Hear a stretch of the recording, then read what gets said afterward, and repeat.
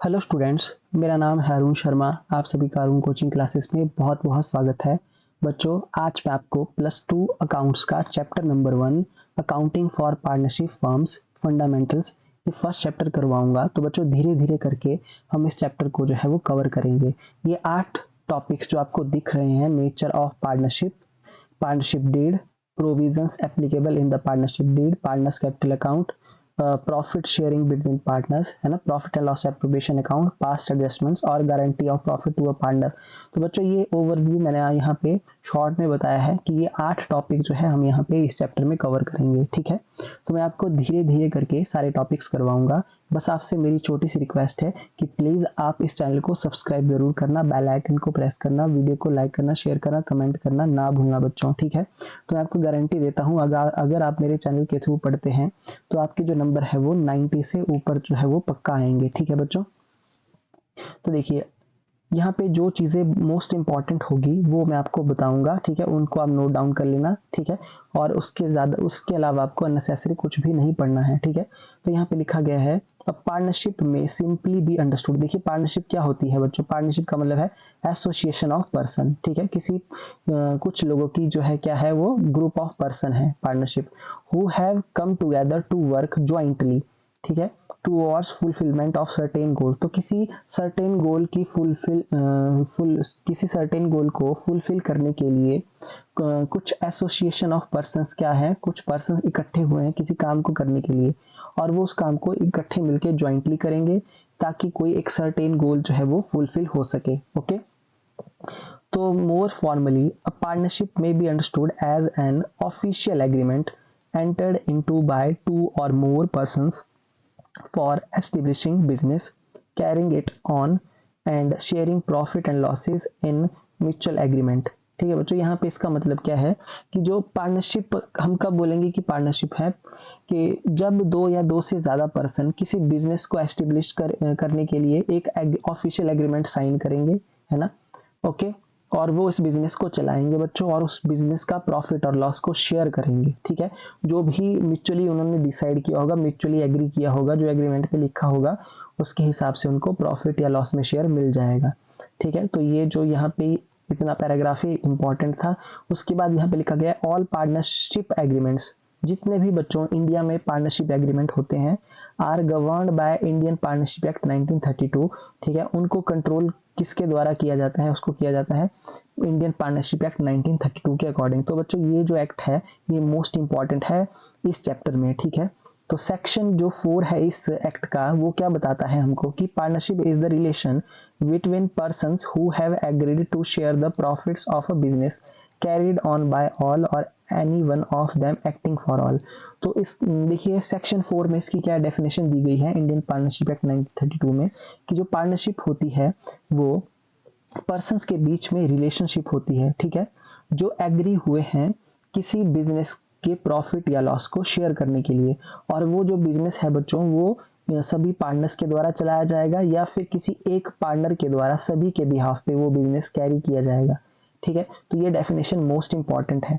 और ये जो डेफिनेशन नीचे लिखी गई है इंडियन कॉन्ट्रैक्ट एक्ट 1872 सेक्शन 239 की, ये इतनी इंपॉर्टेंट नहीं है। ठीक है, तो यहाँ पे लिखा गया है कि a partnership defines the relation which subsist between persons who have agreed to combine their property, labour और skill in some business and to share the profit thereof between them. तो बच्चों, ये वाली डेफिनेशन इतनी important नहीं है। ठीक है, जितना ऊपर वाला पैराग्राफ जो मैंने आपको अभी बताया। ठीक है बच्चों, ओके, तो इसको आप जो है नोट डाउन कर लेना।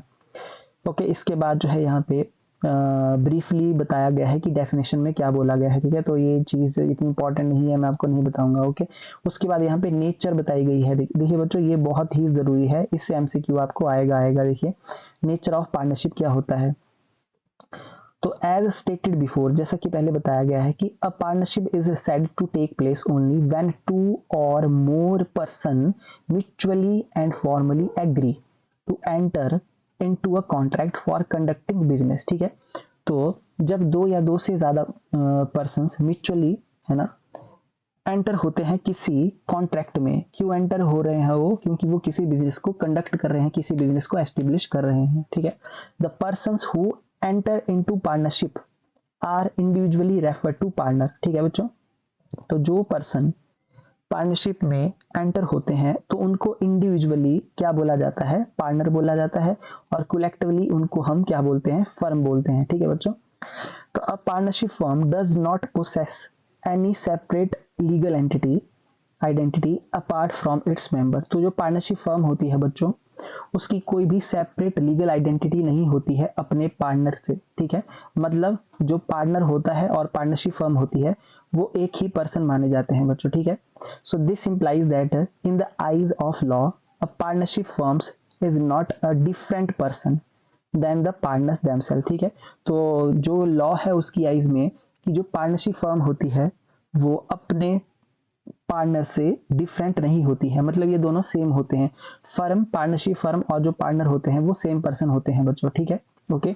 बट यहाँ पे क्या बोला गया है, देखिए, this does not hold true under the income tax act 1961। But 1961 act जो है इनकम टैक्स का, उसके अकॉर्डिंग ये जो है वो ट्रू नहीं है। ठीक है, okay. So due to this feature, यानी कि absence of separate legal entity, a partnership firm can not enter into contract for partnership with other firms. ठीक है, तो मतलब जो पार्टनरशिप फर्म होगी बच्चों, वो क्या नहीं कर सकती है, वो किसी दूसरी फर्म के साथ में पार्टनरशिप का कॉन्ट्रैक्ट साइन नहीं कर सकती है। ठीक है, जबकि इंडिविजुअली उसके या कलेक्टिवली उसके पार्टनर ऐसा कर सकते हैं, यहाँ पे ऐसा लिखा गया है। Okay, so in other word हम बोल सकते हैं टू और more firms cannot form a partnership. ठीक है, दो या दो से ज्यादा जो फर्में होती हैं वो मिलके पार्टनरशिप नहीं कर सकती हैं, मतलब ओके। जबकि पार्टनर्स ऑफ सच फर्म, जो ऐसी फर्मों के जो पार्टनर्स होते हैं बच्चों, में यूनाइट अ पार्टनरशिप एग्रीमेंट, जबकि वो पार्टनरशिप एग्रीमेंट बना सकते हैं। ठीक है, कॉन्ट्रैक्ट साइन कर सकते हैं। ठीक है, ओके। तो फर्में फर्में आपस में पार्टनरशिप नहीं कर सकती है, जबकि जो पार्टनर्स होते हैं वो एग्रीमेंट साइन कर सकते हैं। आई होप आपको ये बात समझ में आ गई होगी। तो ये बहुत ही इंपॉर्टेंट था बच्चों, यहाँ से आपको एमसीक्यू बन सकता है। ठीक है, अच्छा, उसके बाद क्या है नेक्स्ट, यहाँ पे नेक्स्ट है कैरेक्टरिस्टिक्स ऑफ पार्टनरशिप। तो बच्चों ये इतना इंपॉर्टेंट है कि हर बार जो है यहाँ से आपको एमसीक्यू आता ही आता है। ठीक है, तो पहला फीचर क्या है इसका, टू और मोर इंडिविजुअल्स।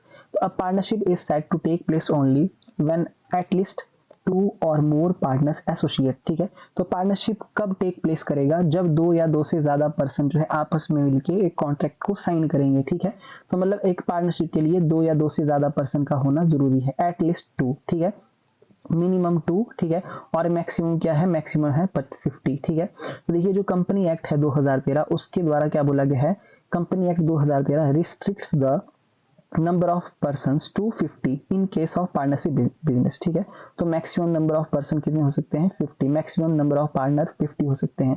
ठीक है, as per the section 464 companies act 2013, the central government is empowered to prescribe number of partners in a partnership firm to be maximum of 100 partner. ठीक है, मतलब जो सेंट्रल गवर्नमेंट के पास ये पावर है कि वो प्रिस्क्राइब कर सकती है क्या, कि एक पार्टनरशिप फर्म में मैक्सिमम 100 पार्टनर्स हो सकते हैं। बट यहाँ पे क्या बोला गया है, देखिए, but the central government has prescribed maximum number of partners in a firm 50।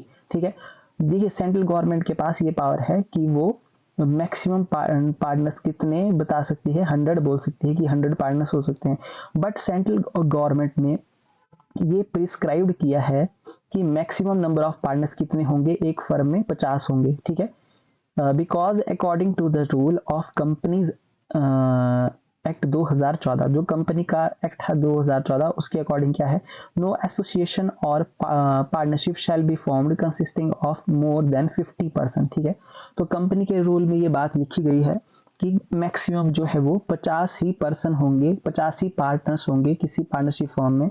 तो मैक्सिमम नंबर ऑफ पार्टनर्स कितने होंगे बच्चों, 50 होंगे। ठीक है, जबकि सेंट्रल गवर्नमेंट के पास ये पावर है कि 100 पार्टनर्स हो सकते हैं बच्चों। ठीक है, पर मैक्सिमम नंबर ऑफ पार्टनर्स कितने हैं, 50।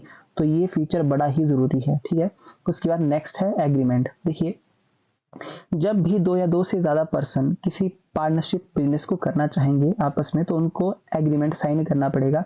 वो एग्रीमेंट रिटर्न में और ओरली हो सकता है बच्चों।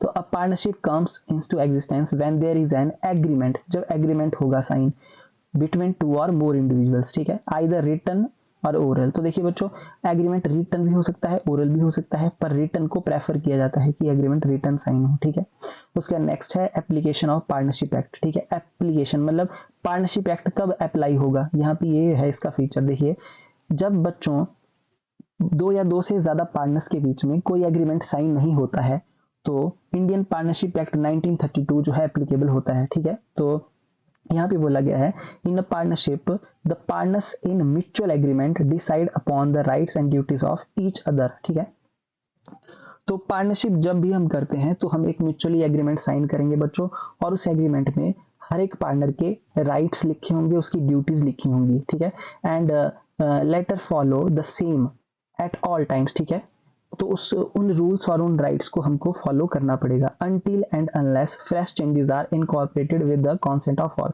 जब तक कि बच्चों सभी पार्टनर्स की सहमति से कोई भी उसमें चेंज ना किया गया हो। ठीक है, कोई चेंज ना किया गया हो तो हमको वो ड्यूटी और राइट्स जो है वो मानने पड़ेंगे जो हमने at the time of agreement लिखे हुए थे। तो ये इस बात का मतलब है।